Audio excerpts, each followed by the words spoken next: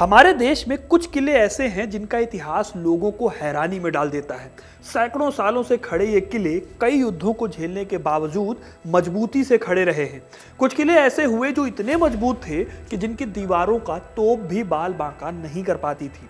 तो कुछ किले ऐसे भी हैं जिन्हें जीतने के लिए दुश्मन ने एड़ी चोटी का जोर लगा दिया, लेकिन वो किले को जीत नहीं पाए। ऐसा ही एक किला है मुरूद जंजीरा का किला। ये किला भारत के सबसे मजबूत किलों में से एक माना जाता है। समुद्र के बीच में बना ये किला इतना मजबूत है कि खुद छत्रपति शिवाजी महाराज भी इसे जीत नहीं पाए थे। जिसने भी इसे जीतने की कोशिश की उसे हार के सिवा कुछ नहीं मिला। आज हम इसी किले की कहानी को जानेंगे, क्यों आज तक ये किला अजेय बना हुआ है। तो वीडियो को एंड तक जरूर देखिएगा, क्योंकि अपना इतिहास नहीं जानोगे तो खुद को कैसे पहचानोगे। मुंबई से करीब 150 किलोमीटर दूर एक जगह पड़ती है राजपुरी। ये गांव समुद्र के किनारे पड़ता है और इसी समुद्र में बना हुआ है जंजीरा का किला। मुरूद जंजीरा समुद्र तल से करीब 90 फुट ऊंचा है। इसकी नींव 20 फुट गहरी है। किले की दीवारें 40 फुट ऊंची हैं।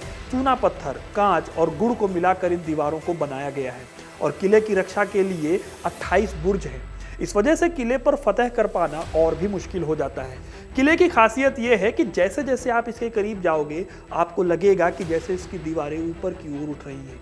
दुश्मन पर नजर रखने के लिए ये दीवारें बहुत काम आती हैं। इस किले की खासियत इसका शेर दरवाजा भी है, जो कि एक छुपा हुआ एंट्री गेट है और ये इस तरीके से बनाया गया है कि सिर्फ 20 मीटर की दूरी से ही दिखाई देता है। वहीं दूसरे दरवाजे को दरिया दरवाजा कहा जाता है, क्योंकि ये दरवाजा अरब सागर के गहरे पानी की तरफ खुलता है। किले से चुपचाप बाहर निकलने के लिए दरवाजा काम आता था, इसीलिए इसे चोर दरवाजा भी कहा जाता है।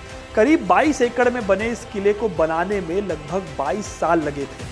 किले के बुर्ज पर उस समय की सबसे बेहतरीन तोपें लगी हुई थी। ये तोपें स्वीडन, स्पेन, फ्रांस और हॉलैंड से लाई गई थी। कहते हैं कि इस किले की सुरक्षा के लिए कोई 514 तोपें तैनात रहा करती थी 24 घंटे। इनमें कलाल बांगड़ी, लांडा कासम और चावरी नामक तोपें आज भी यहाँ मौजूद हैं।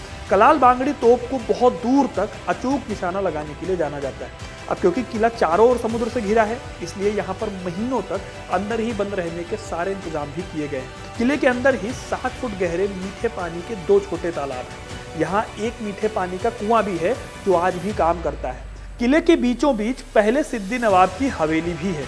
इस किले को बनाया ही कुछ इस तरीके से गया है कि इस पर कब्जा कर पाना इम्पॉसिबल है। ग्रेनाइट से बनी इसकी मजबूत चट्टानों पर तोपों का असर भी नहीं होता था और सबसे बड़ी बात ये कि इसके पास कोई जहाज भी नहीं ले जाया जा सकता था, क्योंकि यहाँ पर वाटर लेवल बहुत कम है। तो जहाज समुद्र की गाद में ही फंस जाया करता था और फिर वो निशाना बन जाता था उन 500 तोपों का जो 24 घंटे आग उगलने को तैयार रहती थी। यही वजह है दोस्तों कि जिसने भी इसे जीतने की कोशिश की उसे मुंह की खानी पड़ी। लेकिन आखिर समुद्र में इस किले को बनवाया क्यों गया, सबसे बड़ा सवाल तो यही आता है। दरअसल इस जगह को 8वीं सदी में सिद्दी लोगों ने बसाया था। इन्हें पुर्तगाली लोग गुलाम बनाकर लाए थे। सिद्दी लोग मूल रूप से अबिसीनिया या फिर आज के इथियोपिया के थे और उनमें से ज्यादातर लोगों को दिल्ली सल्तनत के समय गुलामों, अंगरक्षकों और सैनिकों के रूप में भारत लाया गया था। फिर अपनी बहादुरी और कड़ी मेहनत से उन्होंने अच्छा नाम कमाया और आखिरकार जंजीरा के शासक बन गए। अपनी लॉयल्टी, बहादुरी के दम पर बहमनी सुल्तान के दरबार में उन्हें जगह मिली थी। बहमनी सल्तनत के दौरान मलिक अहमद पुणे के निकट जुन्नर इलाके का सूबेदार था। 1482-83 में उसने जंजीरा को घेरा, लेकिन किला फतेह नहीं हो सका। बहमनी सल्तनत के विभाजन के बाद उसने निजाम शाही की स्थापना की। अहमदनगर उसकी राजधानी हुआ करती थी। उसने मछुआरों को किले से खदेड़ दिया, किले की मरम्मत करवाई और उसे हबशी सरदार याकूत खान के हवाले कर दिया। इस गोलाकार टापू पर असल में पहले किले की जगह पर मेड़कोट हुआ करता था। मेड़कोट मराठी शब्द है जिसका अर्थ है लकड़ी के बने बने लट्ठे गाड़कर बनाया गया एक परकोटा। तब यह जगह अहमदनगर के निजाम के पास हुआ करती थी। यहाँ राम राव नाम के एक आदमी ने परकोटा बनाने के लिए अहमदनगर के निजाम से इजाजत ली। फिर जब परकोटा बन गया तो ये किला और भी सेफ हो गया। राम राव को लगा कि समंदर में अब उसे अहमदनगर का निजाम छू नहीं पाएगा, इसलिए उसने निजाम को ही इग्नोर करना शुरू कर दिया।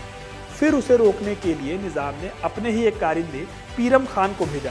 कहा जाता है कि महीनों कोशिश करने के बाद भी पीरम खान इस किले को तब जीत पाया जब वो छल से एक शराबी व्यापारी का भेष रखकर किले में घुसने में कामयाब हुआ और किले में सबको मारकर इस किले पर उसने कब्जा किया। पीरम खान लगभग 12 साल तक इस किले में रहा। सन 1538 में उसकी मौत के बाद निजाम बुरहान ने इसे अपने शिया मंत्री शाह ताहिर को सौंप दिया। फिर उसी ने यह किला बनवाया।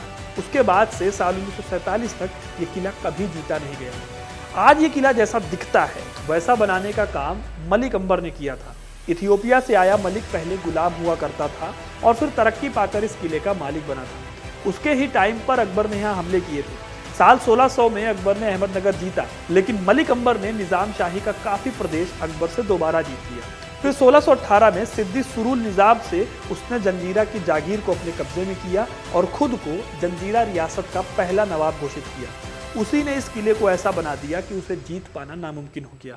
इसके बाद मुगल बादशाह जहांगीर ने भी इस किले को जीतने की कोशिश की, लेकिन कुछ भी काम नहीं आया और वो भी इस किले को जीत नहीं पाया। मलिक अंबर ने जहांगीर को बुरी तरीके से हराया था। हालांकि 1626 में उसकी मौत के बाद औरंगजेब के काल में औरंगजेब ने जंजीरा के नवाबों से दोस्ती कर ली। उसने सिद्दी के प्रमुख सिद्दी अंबर को वजीर की उपाधि दी। फिर 1655 में जब फतेह खान यहाँ का वजीर बना तो मराठा शूरवीर छत्रपति शिवाजी महाराज ने जंजीरा पर कब्जा करने का प्रयास किया, लेकिन वो कामयाब नहीं हो पाए। साल 1670 में उन्होंने एक बार फिर से कोशिश की। इस बार उन्होंने इस किले को चारों ओर से घेर लिया। शिवाजी की सेना को देखकर फतेह खान ने भी हार मान ली थी और किला सौंपने को लगभग तैयार हो गया था, लेकिन इससे किले के अंदर संबल कासिम और खैरियत नाम के उसके सरदारों ने बगावत कर दी। फतेह खान को कैद करके उन्होंने मुगलों से मदद मांगी। फिर औरंगजेब ने मदद भिजवाई और शिवाजी इस बार भी विफल होकर वापस लौटे। लेकिन शिवाजी ने कोशिश करना नहीं छोड़ा। अन्य तरीकों से जंजीरा पर काबिज होने की कोशिश की। पुर्तगीजों और अंग्रेजों के साथ संधियां कर उन्होंने जंजीरा लेने की कोशिश की, लेकिन तीनों बार उन्हें असफलता ही हाथ लगी। फिर आता है 1676, जब संबल और कासिम में झगड़ा हो गया। तब कासिम नौदल का प्रमुख बना। 1680 में शिवाजी महाराज की मृत्यु के बाद उनके पुत्र छत्रपति संभाजी महाराज ने 1682 में जंजीरा लेने के लिए एड़ी चोटी एक कर दी, लेकिन फिर भी वो कामयाब नहीं हुए। बाद में उन्होंने वहां से 8 मील दूर पद्म दुर्ग नाम से नया जलदुर्ग बनवाया, जो कि 22 एकड़ में फैला हुआ है। संभाजी महाराज के निधन के बाद भी मराठों ने कई बार इस किले को जीतने की कोशिश की, लेकिन वो कभी जीत नहीं सके। आगे चलकर अंग्रेज जब भारत आए तो उन्होंने भी मराठों के खिलाफ सिद्दी नवाबों की मदद की। इसके साथ ही पुर्तगालियों ने उन्हें गोला बारूद और हथियार दिए, लेकिन फिर भी ये दोनों विदेशी कंपनियां भी जंजीरा पर कब्जा करने की हिम्मत नहीं कर पाई। आखिर में 18वीं सदी में सिद्दी घराने में सत्ता संघर्ष शुरू हो गया। अंग्रेजों ने फिर इसका फायदा उठाया। उस समय जंजीरा का नवाब सिद्दी जौहर था, जो अंग्रेजों की शरण में आया था। साल 1818 में जिस वक्त मराठों की पेशवाई खत्म हुई, उसी वक्त अंग्रेजों ने जंजीरा की इंटरनल पॉलिटिक्स में घुसकर इस किले को अपने कब्जे में ले लिया। सीधे जंग करके तो वो वैसे भी इस किले को जीत नहीं सकते थे, जैसा ये किला बना हुआ है। साल 1869 में यहाँ पर एक अंग्रेज रेजिडेंट भेजा गया और उसके बाद ये किला अंग्रेजों के पास रहा। आज़ादी के टाइम पर 3 अप्रैल 1947 को जंजीरा रियासत को फिर भारतीय संघ में मिला लिया गया। तो दोस्तों, ये थी कहानी जंजीरा के किले की, जिसे कोई भी नहीं जीत पाया। आपको ये कहानी कैसी लगी हमें कमेंट करके जरूर बताइएगा। वीडियो को लाइक और शेयर करना ना भूलें और ऐसी तमाम इंटरेस्टिंग कहानियों के लिए हिस्ट्री कनेक्ट को सब्सक्राइब जरूर करें। धन्यवाद।